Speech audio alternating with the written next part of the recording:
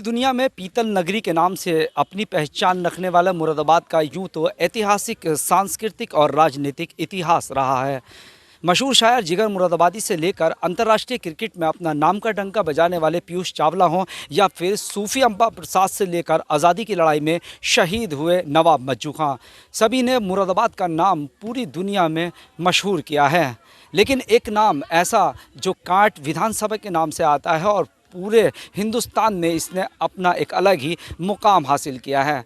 कहा जाता है कि लगभग 5 साल से ग्राम असगरीपुर, आपको बता दें कि गृह मंत्रालय द्वारा एक रिपोर्ट में देश के टॉप 10 थानों को चिन्हित किया गया था, जिसमें मुरादाबाद का कांट थाना भी आया था। आखिर क्या वजह है कि इस मुरादाबाद के कांट थाने में आज तक कोई मुकदमा दर्ज नहीं हुआ? पर जो समाज के बुद्धिजीवी वर्ग यहाँ पर बैठे हुए हैं, समाज के जो युवा वर्ग हैं वो बैठे हुए हैं और काफ़ी सारे ऐसे लोग हैं जो यहाँ पर बैठे हुए हैं। आइए सीधे बात कर लेते हैं यहाँ पर प्रधान जी से। प्रधान जी, सबसे पहले जानना चाहेंगे कि यहाँ जो गांव में हमने सुना कि लगभग 5 साल हो गए, अभी तक कोई मुकदमा दर्ज नहीं हुआ, क्या ख़ास बात है? देखिए, मेरा नाम सत्यपाल सिंह है। मैं ग्राम पंचायत मनकुआ, ये मनकुआ ग्राम पंचायत के 3 गांव हैं, मनकुआ, असगरीपुर और निघी। हमारे कांट थाने में 2 ग्राम पंचायतों में, सैदोली ग्राम पंचायतों में खंसाल, जुनारदार और मनकुआ ग्राम पंचायत में असगरीपुर, ये 2 गांव ऐसे हैं जहाँ पिछले बहुत समय से मुकदमा दर्ज नहीं हुआ है। अब ये मुकदमा दर्ज नहीं हुआ, इसकी जानकारी हमें कैसे मिली है? हमें बताया पुलिस ने। हमारे जो इंस्पेक्टर थे प्रदीप कुमार जी, उन्होंने वहाँ कागज जब देखे, चेक करा, ऐसा पहली बार हमें भी सुनने को मिला कि जब कोई पुलिस का अधिकारी, ज़्यादातर आप भी जानते हो कि वो क्राइम करने वाले व्यक्ति को ढूंढता है, लेकिन ये ऐसा पहली बार सुनने को मिला कि किसी पुलिस अधिकारी ने एक ऐसे गांव को ढूंढा कि जहां पूर्व में 5-6 साल से कोई मुकदमा दर्ज नहीं है। तो हमारी ग्राम पंचायत का जो ये गाँव है असगरीपुर, यहाँ कोई मुकदमा दर्ज नहीं है। एक मुकदमा दर्ज हुआ, एक SC एक्ट का मुकदमा था। एक व्यक्ति ने 15-16 लोगों पर SC एक्ट का मुकदमा डाला, वो भी झूठा था, वो विचाराधीन अदालत के, उसका भी निर्णय आएगा। तो कहने का मतलब मेरा यह है, यहाँ जो मुकदमा ना होने का जो मेन कारण है वो है शिक्षा। ये बहुत छोटा गांव है, करीब इस गांव के 330-35 वोट हैं, 500-550 की आबादी है। इस गांव में पढ़ा लिखा होना, शिक्षित होना, ये ज़्यादातर हर घर से, चाहे कोई फोर्स में है, चाहे कोई टीचर है, SC में चले जाओ जो आठवों में, उनमें भी लड़के टीचर हैं, पुलिस में भी हैं। तो शिक्षा मेन कारण है, पढ़ा लिखा होना उसका मेन कारण है। इस विषय में विवाद नहीं होते। हम देखते हैं कि अमूमन कोई छोटा परिवार भी होता है, 2 भाई होते हैं, 3 भाई होते हैं, उसमें भी आपस में झगड़ा हो जाता है।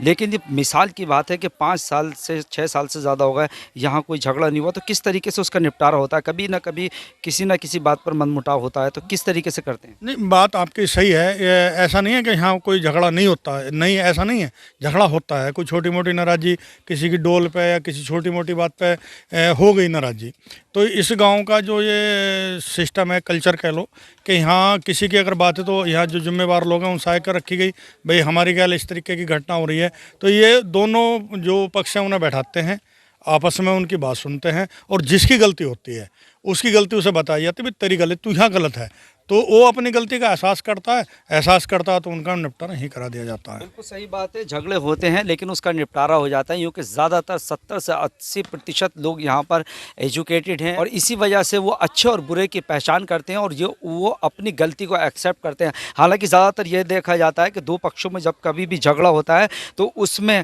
एक ईगो टाइप से बन जाता है, लेकिन यहाँ पर लोग पढ़े लिखे हैं तो इस बात को इग्नोर करते हैं। और कोई भी एक परिवार हो, परिवार में एक मुखिया ज़रूर होता है। हम इसी गांव के परिवार के एक मुखिया हैं, उनसे बात कर लेते हैं। दादा, क्या नाम आपका? सत्यवीर सिंह। हमने सुना है कि यहाँ 5 साल 6 साल से ज़्यादा हो गया, कोई मुकदमा दर्ज नहीं हुआ पुलिस रिकॉर्ड में। आप परिवार के बड़े हैं, गांव के भी बड़े हैं, तो किस तरीके से देखते हैं आप, क्योंकि एक लंबा वक्त आपको यहाँ पर हो गया? बहुत ही बढ़िया माहौल है यहाँ का। वजह क्या है? वजह यह है कि प्रेम है आपस में, सबको एक दूसरे की बात मानते हैं, प्रेम है ये। अच्छा, आप किस प्रोफेशन में थे? क्या रिटायर्ड हैं किसी सरकारी? पुलिस से रिटायर हुआ। कहाँ से? मुरादाबाद से हुए हम रिटायर। तो मेन वजह आप क्या देखते? पुलिस में तो आपने देखा कि लगभग पुलिस में यहाँ गांव के बहुत है। एजुकेशन भी कोई वजह मानते हैं कि झगड़ा ना होना? हाँ, पढ़ाई लिखाई तो है ही। यहाँ परसेंटेज की बात करें तो नॉन मुस्लिम, मुस्लिम, सिख, ईसाई, ये सभी कम्युनिटी के लोग रहते हैं। प्रेम से रहे, सब प्रेम से रहे। देखिए बहुत बड़ी बात है, यहाँ पर जो सभी कम्युनिटी के लोग हैं, हिंदू, मुस्लिम, सिख, ईसाई, आपस में भाईचारा बनाकर रहते हैं। हिंदुस्तान की गंगा जमुनी तहजीब भी यही है कि ये एक इतनी खूबसूरती वाला देश है कि जहाँ पर सारी कम्युनिटी के लोग रहते हैं, आपस में अपनी इबादत करते हैं। एक स्थानीय निवासी और हैं, बुज़ुर्ग हैं। दादा क्या नाम आपका? मेरा नाम इंद्रपाल सिंह है। अभी दादा यहाँ पर जिक्र ये चल रहा है कि यहाँ पर 5 साल से भी ज़्यादा हो गए, अभी तक कोई ऐसा झगड़ा नहीं होया जो थाने तक पहुँच जाए। जी पिछले 5 साल में ना होया, इसमें पिछले में भी ना होया। हाँ, यहाँ ना होता, यहाँ आपस में सुलटा लें कुछ हो भी जाए तो जो छोटे हैं आपके, वो बुजुर्गों का कहना मानते हैं? मानते हैं बिल्कुल। सब बैठ के एक जगह बैठ के बातचीत कर लेते हैं। अच्छा, सभी धर्मों के लोग रहते हैं साथ? सबके, सब में कोई भेदभाव नहीं है, सब एक जगह, सब घर जैसा। तो दादा ये बताइए, समाज को किस तरीके का मैसेज देना चाहते हैं आज आप? मैं तो ये देना चाहता हूँ, सब मिलकर रहें, एक अपने सब भाईचारा बना के रखें और सब अपने प्रेम से रहें, अपना विकास करें। ये देखिए, प्रेम से रहेंगे तभी विकास होगा। और एक खूबसूरत सा मैसेज दिया है कि हिंदू मुस्लिम जो एकता है, भाईचारा है, उसे बनाकर रखें। एक स्थानीय निवासी और हैं हमारे साथ, आइए बात कर लेते हैं। क्या नाम सर आपका? मेरा नाम धीरेन्द्र सिंह है भैया। क्या करते हैं आप? खेती। अच्छा, खेती करते हैं। अभी यहाँ पर जिक्र चल रहा था कि लगभग काफ़ी लंबा अरसा हो गया यहाँ पर कोई मुकदमा दर्ज नहीं हुआ। आजकल देखते हैं कि छोटी छोटी बातों पे झगड़े हो जाते हैं। क्योंकि ये कम्युनिटी की बात करें तो नौजवान यहाँ पर ज़्यादा हैं। क्या वजह लगती है आपको? क्योंकि नौजवान ज़्यादातर देखते हैं कि झगड़े जो होते हैं नौजवानों में होते हैं, ऐसा क्यों? पुरानी रवायत चली आ रही, बुजुर्गों से संस्कार मिले हैं। जैसे पीछे देखते हैं भाई, जैसा हम देखेंगे वैसा ही करेंगे आगे। जैसा हमने इन लोगों को देखा तो वैसा आचरण हमने करा, जैसा आचरण हम कर रहे हैं तो वैसा हमारे आने वाली पीढ़ी करेगी। तो पीछे से कोई नहीं हुआ ऐसा। अगर कभी मनमुटाव हो जाता थोड़ा बहुत, कई बार चुनाव में हो जाता, राजनीतिक मतभेद हो जाते हैं एक दूसरे से, लेकिन बहुत ज़्यादा मायने नहीं रखते। वो बैठ के सब सॉर्ट आउट कर लिए जाते हैं बैठ के, क्योंकि लंबे समय से गाँव भाईचारा काम है। मुकदमा तो खैर पिछले 5 साल से ना हुआ, लेकिन उसके पहले भी कोई ऐसी खास वजह नहीं रही कि जिसे लेके कोई मनमुटाव हो जाता है। और 1% कोई हो भी जाता तो बुजुर्ग लोग बैठ के करा देते हैं आपस में। अच्छा, मौजूदा दौर जो हम देख रहे हैं कि राजनीति में एक बड़ा ट्रेंड चल रहा है कि एक तरह से जैसे पहले था ना, फूट डालो और राज करो, इस तरह की राजनीति होने लगी है अब। लेकिन उसका कोई असर यहाँ पर दिखाई नहीं देता। क्या एजुकेशन की बात बनती है, क्या मानते हैं? हाँ, शिक्षा में तो मतलब पहले से ही हमने देखा बुजुर्गों के टाइम से बहुत लोग पढ़े लिखे रहे हैं। यहाँ परिवार में है, PhD करे हुए भी हैं। भाई था लेफ्टिनेंट संजीव सरोही था, शौर्य चक्र मिला था उसे कारगिल की लड़ाई में। तो और बहुत सारे लोग थे जो मतलब पहले से ही काफ़ी लोग एजुकेशन थे।